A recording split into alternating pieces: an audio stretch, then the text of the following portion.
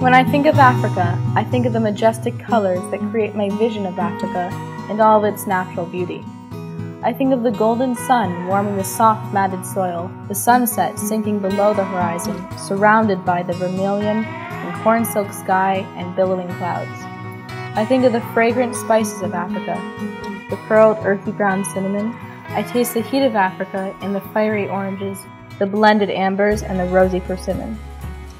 Flavors awakening in cumin and peppercorns, popping like rhythmic hands drumming. I think of the graceful trees stretching their ominous limbs towards the ribbon skies.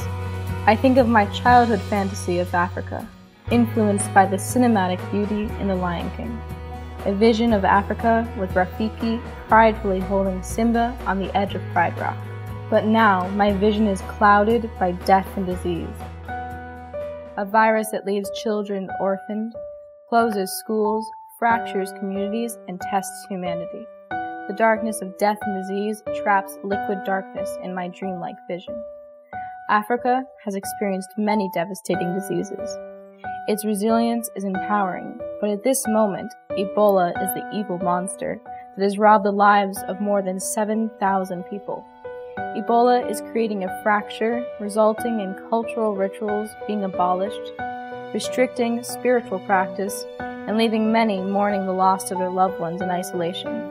Ebola has not only been an evil monster to Africans, but it has also brought death upon doctors and healthcare workers, the angels in this viral war who are working with tireless dedication to help stop the spread of Ebola. It is time for all of us to be called into action, and not just rely on those courageous souls with medical degrees or the selfless and dedicated aid workers. Before you were born, I knew you. Before you were formed, I loved you. Before you sinned, I forgave you. Before you could hear me, I called you. I called you my own. Before you fell, I caught you. Before you doubted, I told you the truth. Before you left, I welcomed you back. Before you were lost, I made you a way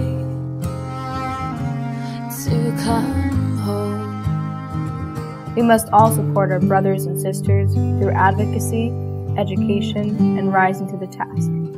By making a donation of any size, we can begin to make a difference in this mass destruction. As a part of creating something out of destruction, I plan to start an organization that builds a personal connection beyond the headlines of disease and humanitarian crisis.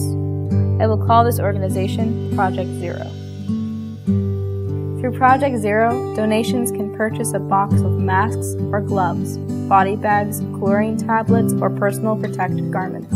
You can decide for yourself what level of support you would like to contribute based on the donation you are generously willing to make.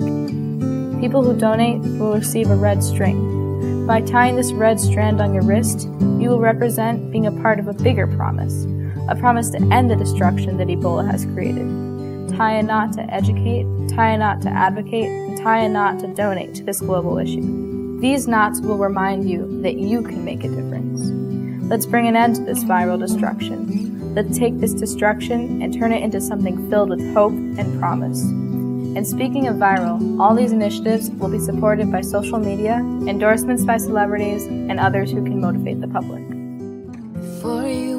My goal is to create something out of destruction. Project Zero, turning patient zero into zero patients. Before you sinned, I forgave you. Before you could hear me, I called you. I called you my own.